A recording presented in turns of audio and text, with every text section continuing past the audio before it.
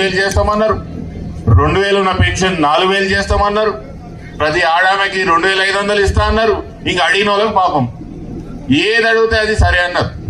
తీరా చూసేవారికి ఏమై ఇప్పుడు ఉన్నదేవా ఇప్పుడు అడిగితే ముఖ్యమంత్రి ఏమంటున్నాడు, ఈడ మస్తు లంక బిందెలు ఉన్నాయి అనుకున్నా, మస్తు పైసలు ఉన్నాయి అనుకున్న ఇలా తీరా చూసేవారికి ఏం పైసలు లేవు, ఈడ మేము ఇచ్చే పరిస్థితి లేదని ముఖ్యమంత్రి అంటారు.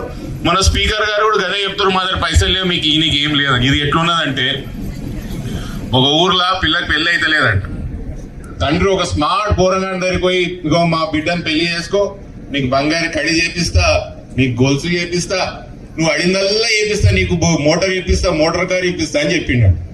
తీరా పిల్లగాడిన మీ పెళ్లి చేసుకున్న తర్వాత అల్లుడు పెద్ద మనిషికి అడిగితే ఏమై మామ నా కడి ఏమేమాయి గొలుసు ఏమాయి అంటే, అల్లుడు అప్పుడు సుండికి స్మార్ట్ గా అనిపించిన వాడు ఇప్పుడు నీకు బట్టతలు వచ్చింది. మళ్ళీ ఇప్పటికి మళ్ళీ పాపం అల్లుడికి మంచిగానే ఉన్నాడు, బట్టతలు ఏం లేదు. ఇప్పుడు ఈ మామకు కనిపించింది అన్న బట్టతలు. గట్ల తెలంగాణ రాష్ట్రంలో మంచిగా ఉన్న తెలంగాణ రాష్ట్రం ఏం అప్పులు లేవు, ఏం లేవు. సంవత్సరం కిందట లేని అప్పులు ఇప్పుడు వస్తాయి.